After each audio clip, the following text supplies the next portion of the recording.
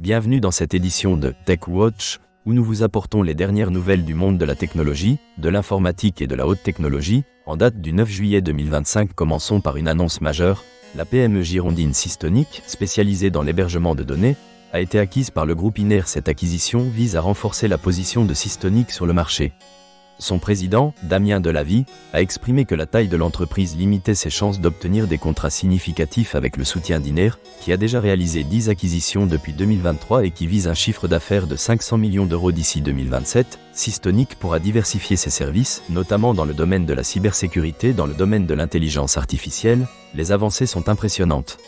Récemment, une vidéo générée par une intelligence artificielle montrant Will Smith en train de manger des spaghettis a suscité l'émerveillement. Les studios de cinéma commencent à adopter l'intelligence artificielle pour des storyboards, des effets spéciaux et la création de films d'animation à moindre coût. Des entreprises comme Runway collaborent avec des studios pour explorer ces nouvelles possibilités, ce qui représente une véritable révolution dans l'industrie cinématographique. Cependant, tout n'est pas rose. Adobe fait face à des préoccupations croissantes en matière de sécurité et de confidentialité. Le traitement automatique des documents PDF dans le cloud par défaut soulève des questions sur la protection des données des utilisateurs. Un expert en sécurité a exprimé ses inquiétudes concernant l'activation par défaut des fonctions d'intelligence artificielle générative dans Adobe Acrobat, soulignant la nécessité d'une vigilance accrue dans le traitement des données sensibles du côté de Google.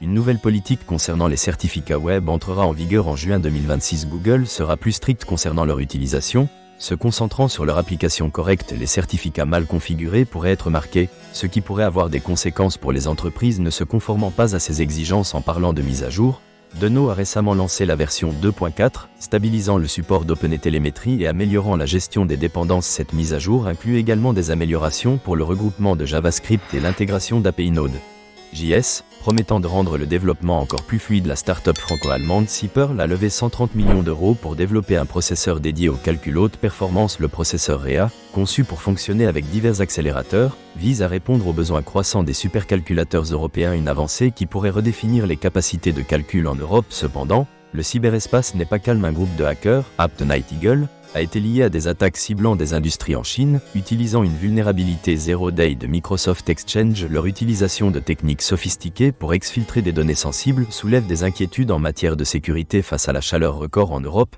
les centres de données sont appelés à réduire leur consommation d'eau. L'association CISPE plaide pour une meilleure approche dans l'investissement en infrastructure. Afin de respecter ces normes de refroidissement, Apple se bat contre une amende de 570 millions de dollars infligée par l'Europe pour des violations de la Digital Markets Act. L'entreprise soutient que les exigences des régulateurs dépassent ce qui est stipulé par la loi, ce qui pourrait avoir des implications importantes pour la gestion de son App Store. Keris, une start-up, a levé 6,2 millions d'euros pour développer un hyperviseur de virtualisation sécurisé avec des ambitions d'expansion internationale, notamment aux États-Unis et à Singapour. Keris se positionne pour offrir des solutions adaptées à divers environnements de travail.